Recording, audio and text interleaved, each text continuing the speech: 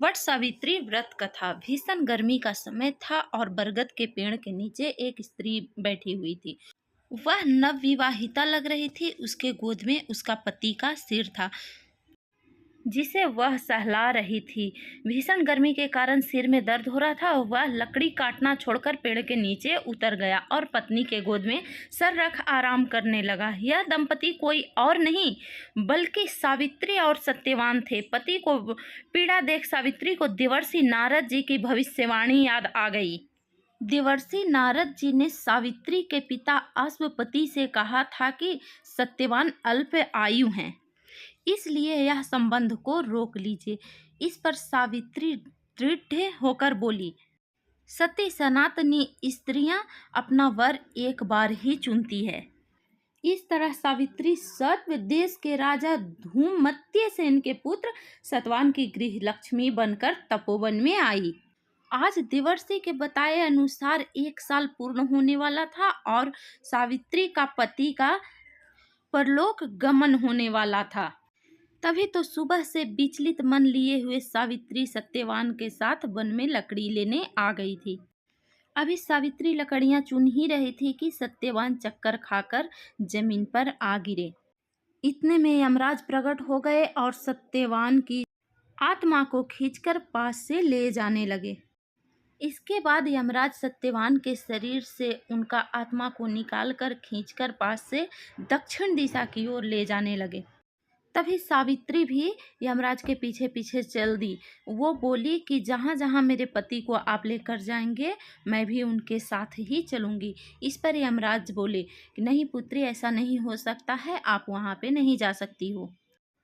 तभी सावित्री ने सीता माता का उदाहरण दिया कि वो भी तो अपने पति के साथ बन गई थी, तो फिर मैं अपने पति के साथ यमलोक क्यों नहीं जा सकती हूँ। मैं भी आपके साथ ही चलूँगी जहाँ मेरा पति जा रहे हैं।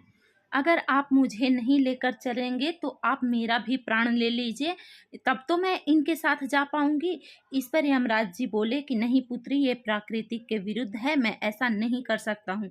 तुम जो भी वर मांगो वो वर मैं तुम्हें दे दूंगा। तभी सावित्री ने वर में मांगा अपने ससुर का आँख। यमराज बोले तथास्तु, ऐसा ही होगा। और ऐसा कहने के बाद फिर भी सावित्री यमराज के पीछे पीछे आ रही थी। यमराज बोले दूसरा वर मांगो, वो भी मैं तुम्हें दे दूंगा, लेकिन तुम मेरे पीछे ना आओ। इस पर सावित्री बोली कि मेरे ससुर की राजपाट लौटा दिया जाए। यमराज बोले तथास्तु, ऐसा ही होगा। दूसरा वर पाने के बाद भी सावित्री यमराज के पीछे पीछे आ रही थी। यमराज बोले वर मांगो पुत्री, और क्या मांगना चाहती हो। तो सावित्री ने अपने पिता के लिए वर मांगा कि मेरे पिता का कोई संतान नहीं हो, आप ऐसा वर दें कि उनको 100 पुत्र हो। यमराज बोले तथास्तु, ऐसा ही होगा। पुत्री, अब तुम लौट जाओ, तुम चाहो तो मुझसे और वर मांग सकती हो।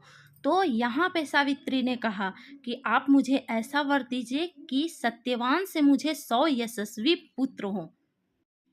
इस पर यमराज बोले तथास्तु, ऐसा ही होगा पुत्री, अब तुम लौट जाओ। यहाँ पे सावित्री बोली कि अब मैं कैसे लौट जाऊं, आपने तो मुझे वरदान दे दिया है कि सत्यवान से मुझे 100 यशस्वी पुत्र हो जाए, तो मैं अपने पति को लिए बिना कैसे लौट सकती हूँ। अब यमराज यहाँ पे सोच में पड़ गए कि अगर मैं सत्यवान का प्राण ले जाता हूँ तो मेरा वर झूठा होगा, और ऐसा सोचते हुए सत्यवान को पुनः जीवित कर दिए। इस तरह सावित्री ने पुनः अपने पति सत्यवान को प्राप्त कर लिया। इस तरह सावित्री ने अपने पति सत्यवान की 400 वर्ष की आयु प्राप्त कर ली। तभी से ये मान्यता आ गई है और तभी से वट सावित्री का पूजा होता है। सुहागन महिलाओं को जरूर वट सावित्री का पूजा करना चाहिए।